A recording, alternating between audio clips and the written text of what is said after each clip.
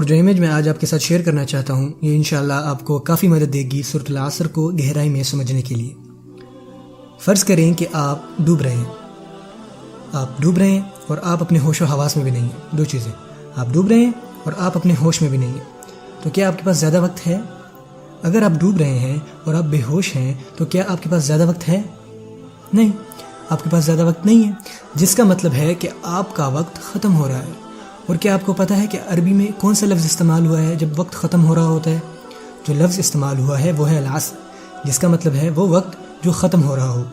دن کے آخری حصے کو جب دن کا وقت ختم ہوتا ہے عصر کی نماز ادا کی جاتی ہے۔ دراصل عصر نکلا ہے لفظ عصیر سے، پھل جس کو آپ دبا کر نچوڑ دیتے ہو۔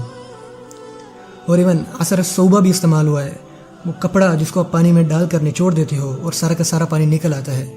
اسی طرح عصر یہاں پر ایک فعل کی طرح استعمال ہوا ہے۔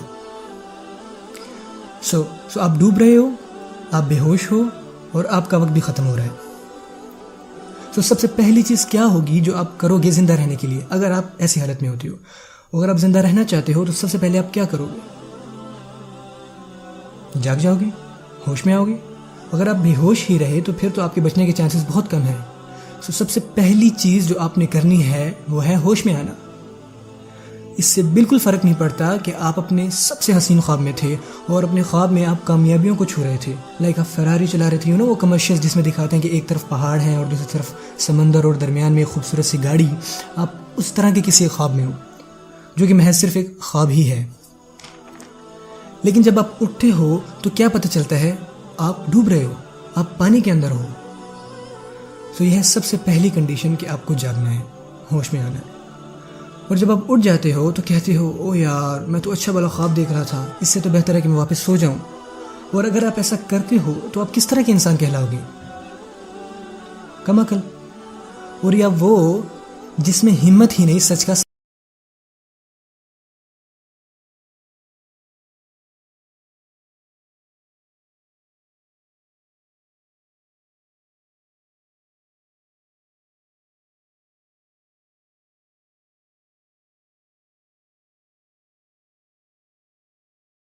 وہ کسی کو قصوروار نہیں ٹھہرا سکتا سوائے اپنے آپ کے۔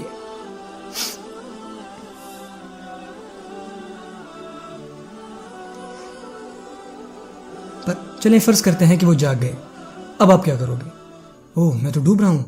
اگر آپ کو تیرنا نہیں بھی آتا لیکن کیا پھر بھی آپ اپنے جسم کو حرکت نہیں دو گے اوپر کی سطح پر پہنچنے کے لیے؟ اور پھر آپ تیرنے کے طریقے دیکھو گے، کچھ طریقے آپ کو مزید نیچے کی طرف لے جائیں گے اور کچھ طریقے آپ کو اوپر کی طرف لے جائیں گے۔ اور جب آپ کو پتہ چل جائے گا کون سے طریقے آپ کو اوپر کی طرف لے جا رہے ہیں پھر آپ وہی کرو گے۔ دوسرے لفظوں میں پہلی چیز تھی آپ کا جاگنا اور دوسری تھی تیرنا۔ اور جب آپ اوپر آ جاتے ہو تو کیا ہوتا ہے کہ آپ کو کوئی نیچے کی طرف واپس کھینچتا ہے۔ اور کون آپ کو نیچے کی طرف واپس کھینچتا ہے؟ آپ یقین نہیں کرو گے، یہاں ایک زنجیر ہے آپ کے پاؤں پر اور دوسری جانب آپ کا رشتہ دار، آپ کا کزن سو رہا ہے اور وہ آپ کو اپنی طرف کھینچ رہے ہیں۔ اور اب آپ اس لیے ڈوب رہے ہیں کیونکہ آپ کا کزن سو رہا ہے۔ اب آپ کیا کرو گے؟ یقیناً آپ اسے جگاؤ گے، اور آپ اس کو اس لیے نہیں اٹھا رہے کیونکہ آپ کو اسے بچانا ہے۔ ہو سکتا ہے آپ کو اپنے کزن کو اٹھانا ہے، بچانا ہے، لیکن ہو سکتا ہے کہ آپ کو اپنا کزن پسند ہی نہ ہو، مجھے نہیں پتا۔ لیکن یہاں پوائنٹ یہ ہے اگر آپ اس کو نہیں اٹھاتے تو اس کے ساتھ ساتھ کون ڈوب جائے گا؟ آپ۔ اور آپ اسے اٹھاتے ہو اور وہ آگے سے کہتا ہے کہ یار خواہ جگا دیا، اچھا خاصا خواب دیکھ رہا تھا، کیوں تنگ کر رہے ہو، چلے جاؤ یہاں سے۔ تو کیا آپ آگے سے یہ کہو گے ہاں ٹھیک ہے مجھے بھی کوئی شوق نہیں ہے، عیش کرو؟ نہیں، آپ ایسا نہیں کر سکتے۔ اگر وہ پھر سو گیا تو آپ پھر اس کو اٹھاؤ گے کہ یار اٹھ جاؤ، تم سچائی کو جھٹلا نہیں سکتے، یہ تو ایک صرف جھوٹا خواب ہے۔ اور جب آپ اٹھ جاتے ہو تو اس بار آپ دونوں باہر کی طرف نکلتے ہو، لیکن اس بار کیا ہوتا ہے؟ آپ دونوں واپس پھر کھینچے جاتے ہو، اپنے بڑوں کی وجہ سے، اپنے پڑوسیوں کی وجہ سے، اپنے دوستوں کی وجہ سے، اپنی اولاد کی وجہ سے، اپنے بھائیوں کی وجہ سے۔ آپ کی زندہ رہنے کے لیے 4 عمل درکار ہیں۔ پہلے خود کو جگانا، پھر تیر کر اپنی جان بچانا، پھر ان لوگوں کو سمجھانا جو آپ کے ساتھ جڑے ہوئے ہیں کہ یہ سچ ہے۔ اور اگر وہ تھک جاتے ہیں اور اگر ان میں سے کوئی کہتا ہے کہ یار میں یہ مزید نہیں کر سکتا، ہم یہ کام بار بار کر رہے ہیں اور مجھے نہیں لگتا کہ میں مزید کر پاؤں گا، لیکن آپ آگے سے کہتے ہو نہیں ہم اپنی منزل تک پہنچیں گے، ہمت مت ہارو، ہمت سے کام لو۔ کیا آپ نے کبھی اس طرح کی کارٹون نہیں دیکھے جس میں کچھ لوگ کہیں سے بھاگنے کی کوشش کر رہے ہوتے ہیں اور ان میں سے کہتا ہے کہ یار میں تھک میں تھک گیا ہوں، میں مزید یہ نہیں کر سکتا، اور دوسرا کہتا ہے نہیں نہیں ہم چلیں گے، ہم اپنی منزل تک پہنچیں گے، اور وہ پہنچ جاتے ہیں۔ وہ ایک ساتھ کام کرتے ہیں کیونکہ ان کا جینا مرنا ایک دوسرے پر منحصر ہوتا ہے۔ اللہ تعالیٰ کیا فرماتے ہیں؟ والعصر، وقت ختم ہو رہا ہے۔